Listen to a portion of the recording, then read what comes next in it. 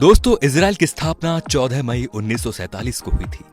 लंबे समय के संघर्ष के बाद यहूदी को ब्रिटेन से आजादी मिली थी और नए सौराष्ट्र की स्थापना हुई और इसे इजराइल नाम दिया गया।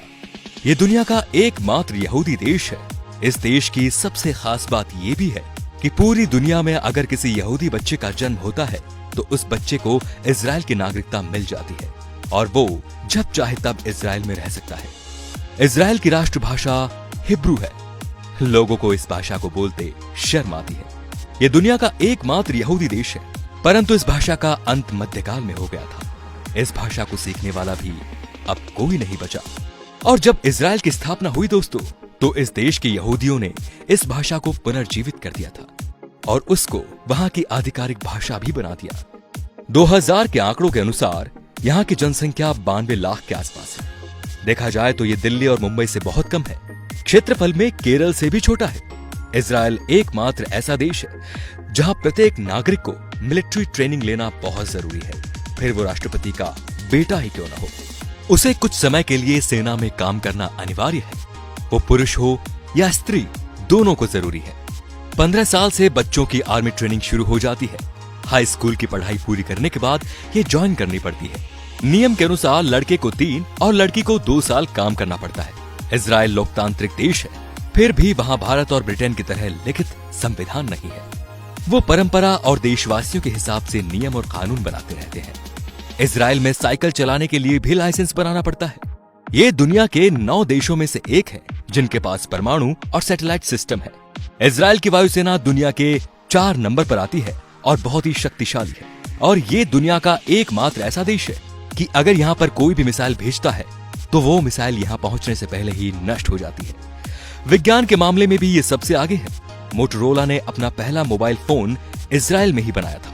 माइक्रोसॉफ्ट के लिए पहला पेटीएम जीपैड यहीं बनाया गया था। वॉइस मेल भी यहीं विकसित की गई। वैज्ञानिक अल्बर्ट आइंस्टाइन भी यहूदी थे। उनको इजराइल का राष्ट्रपति बनने का ऑफर भी दिया गया था, लेकिन उन्होंने मना कर दिया कि वो राजनीति के लिए नहीं बने। फेसबुक के संस्थापक भी यहूदी हैं। आजादी के समय ना यहाँ खेती की जाती थी और ना ही पानी का स्रोत था।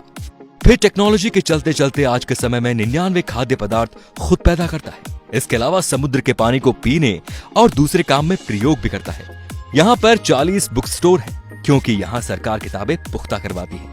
यहाँ पर 137 बीच है। यहाँ का समुद्र तल सिर्फ 273 सेंटीमीटर लंबा है। यहाँ की एजेंसी मुसाद दुनिया की सबसे ज्यादा खतरनाक है, जो 6 डे वॉर के नाम से जानी जाती है।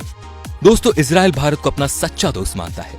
इसके बावजूद भी 2017 से पहले किसी भी भारतीय प्रधानमंत्री ने इजराइल की यात्रा नहीं की। इसके पीछे शायद उन सभी प्रधानमंत्रियों के नाराज हो जाने का डर था। लेकिन 2017 में प्रधानमंत्री नरेंद्र मोदी इजराइल का दौरा करने वाले पहले प्रधानमंत्री बने। उनके इस दौरे ने भारत और इजराइल की दोस्ती को और गहरा मजबूत कर दिया। दोस्तों, 2014 से पहले जब हमारे देश में कोई आतंकवादी हमला होता था तब उसकी कड़ी निंदा की जाती थी, जबकि 1948 से ही इजराइल का एक ही मूल मंत्र रहा है कि अगर किसी देश ने हमारे देश के एक नागरिक को मारा तो हम उसके देश में घुसकर उसके 1000 नागरिक को मारेंगे।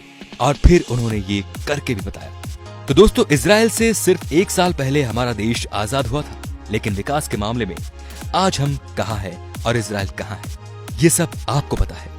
तो आप सभी को भी इजरायली नागरिकों से यही सीख लेनी चाहिए और अपने देश की तरक्की में पूरा योगदान करना चाहिए। धन्यवाद।